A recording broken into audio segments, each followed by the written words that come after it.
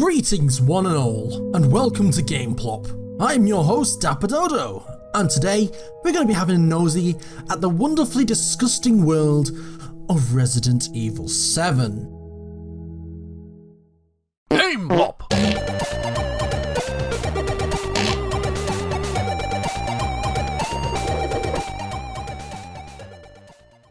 Caution! Gameplay from this series was taken from an old Let's Play I did a long time ago. The commentary is non-removable. This means I have to use a bit of funky music in between parts of the video. I apologise in advance, but hey, at least you don't have to suffer through hours of cringy sodding commentary, do you? Anyhoozles, this is Resident Evil 7. The anchor in this game is your partner Mia. She is missing and randomly sends you a video message telling you to stay away. Stay away. See, I told you she says that. Then the next scene plays saying you got a message asking you to come get her. She wants me to come and get her. Pretty sure it was the opposite. Stay away. Okay, now I'm 100% sure it was the opposite. But whatever, Ethan is the main guy. These are his hands. That's pretty much all you'll ever see of Ethan, so get used to it. One thing you can say about this game is it's absolutely gorgeous. Looking at the visuals, Capcom pulled out all the stops. It feels very PT, only this time the game is actually finished. Seriously though, fuck Konami. Although exteriors are a rarity in Resident Evil 7, Capcom still made an effort. That opening scene is lovely, but it can do dark well too. From this to this, it still looks fantastic, but in a more creepy and chilling atmosphere. I think the main question is, does it feel Resident Evil? I mean, we're in first person, the visuals look lovely, the atmosphere is tense, and moments like this?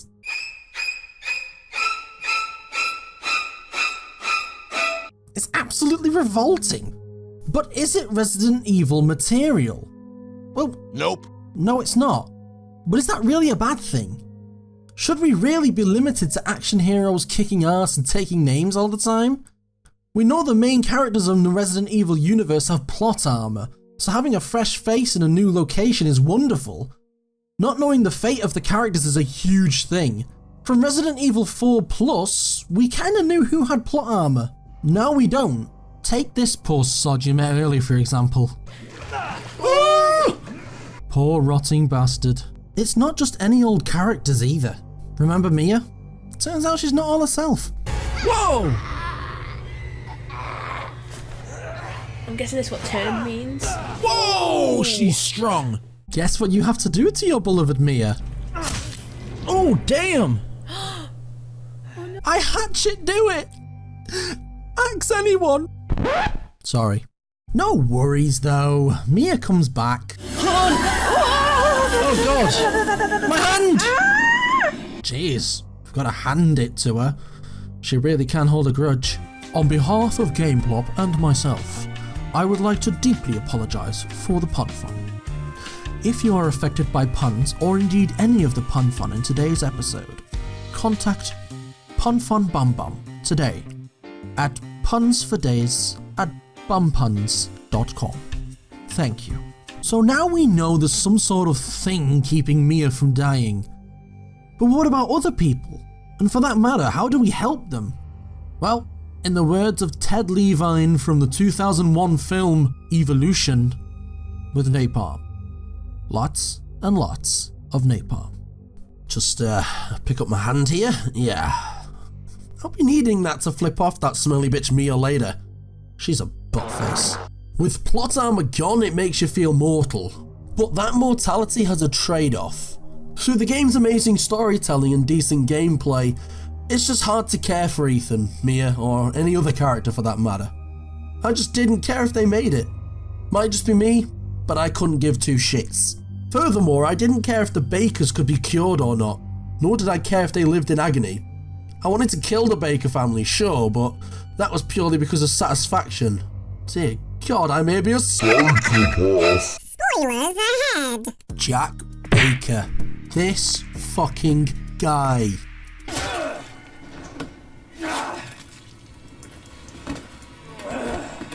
Run him over.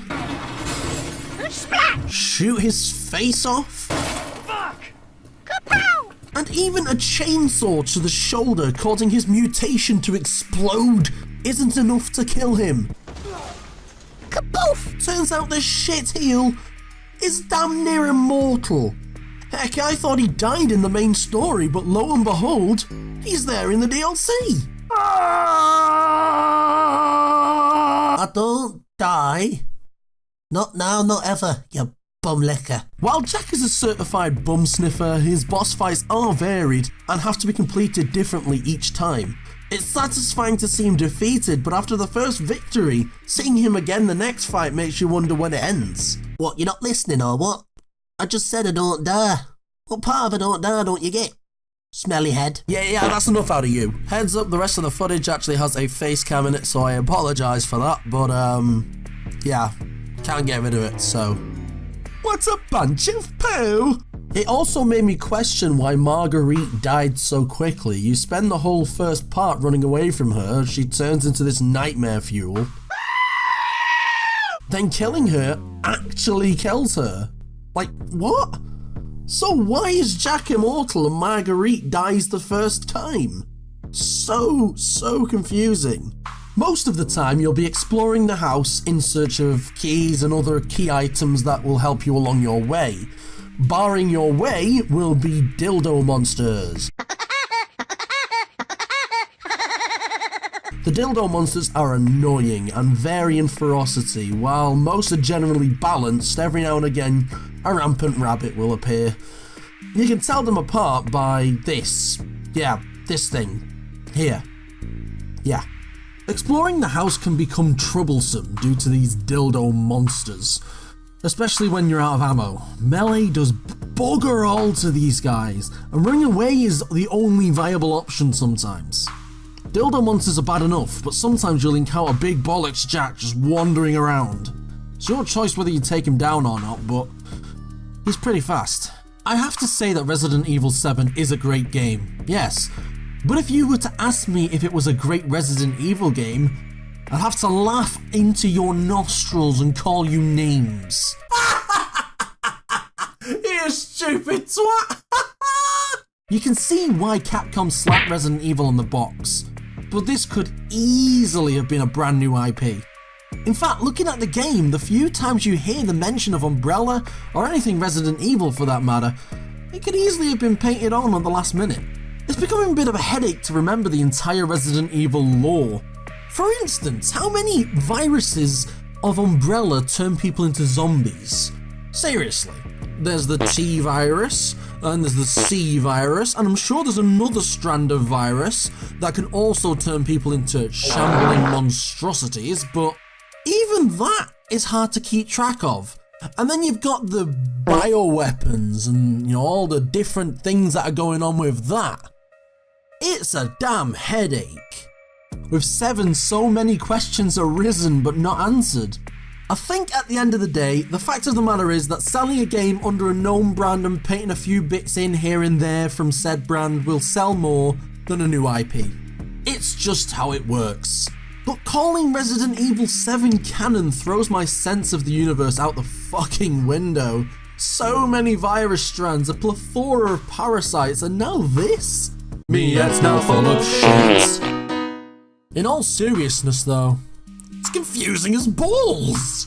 Anywho, let's get back to the video. Lore aside now, it's all laws, yeah.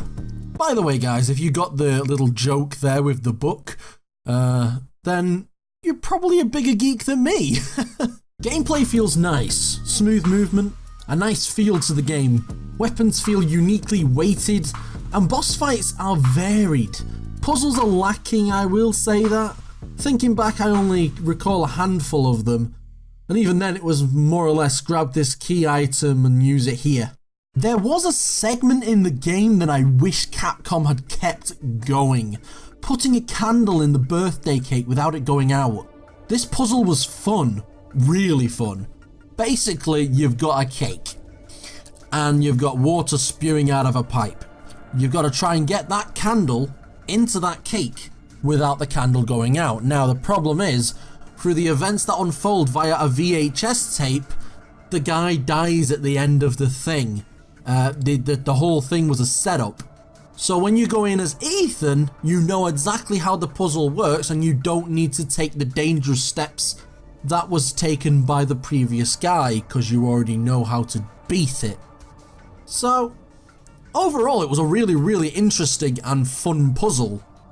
And I don't know, it just felt like there wasn't enough of it. And I would have loved to see more. Problem is, that was like the only scene in the game that was like that.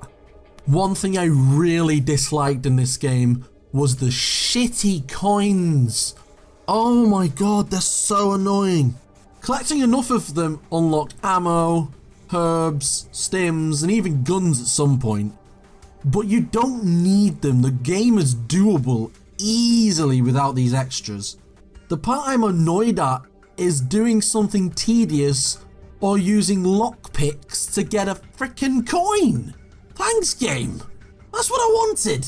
No, really, that is exactly what I wanted. I used my last lockpick, but a coin. Thanks. Might as well have just stuck a tenner in the toilet and took a shit on it.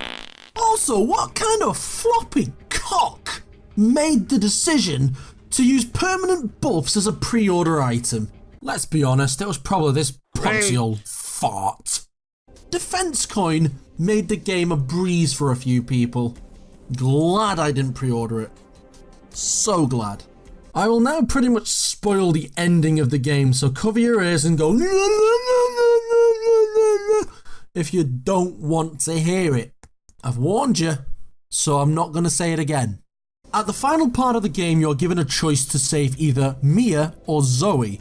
Zoe's the one that's been guiding you through the entire game. Considering the main game plot is to save Mia, 90% of you probably chose to save Mia. But what actually happens if you chose Zoe? Well, if you choose Zoe, she dies anyway, making you feel shitty and empty about your choice. In both scenarios, Mia turns. Yeah, this game's choices were kind of poo. Either save Mia and not have to fight her, or save Zoe and fight Mia. It's kind of stupid. The only other difference is that Mia lives in the end and you can save her, but it's only a cutscene. You don't actually get any different story other than this one cutscene at the end and Zoe's in the helicopter. Other than that, it's pretty much carbon copied the same. I don't know what it is about this game, the ending to me felt rushed. It just feels bad near the end. The whole game had a great pace, but the end, it just throws it out of whack. My final verdict on Resident Evil 7 is this. It's a brilliant survival horror. It can be janky at times and the ending feels rushed and is frankly a bit poo. But it did a good job. Just try not to associate this with the other games in the series. You'll seriously get a headache trying to piece it all together. I give Resident Evil 7 a 7 out of 10. And that's not for to lose. It just barely missed a 6, but dodged it due to how fun the game can be at times. Well, that was my episode on Resident Evil 7. I hope you all enjoyed the episode, guys. If you liked the video, then please be sure to give it a like, leave a cheeky comment, and if you want more game plop in your life, subscribe with notifications turned on. Thank you very much to these lovely people on screen right now. They are my current patrons on Patreon, and I literally have had the best support from them. You know, so it can be a comment, and it'll just lift my day and I can continue working on it. Seriously, you guys are the best. I'd also like to give a huge shout out to this guy, Binary Code. So this guy has helped me through so much of trying to get this show going. He's helped motivate me to try and get this ball rolling. If not for him, GamePlot would have died last year in March. It would have just stayed dead. But he pushed for me to do this, and I think he was right. It was the best thing ever to happen to Dapper Dodo. So thank you very much to you, Binary Code. I really appreciate you, man. I really do appreciate you. Thanks so much. My name is Dapper Dodo, and this has been GamePlop. Have a smashing day!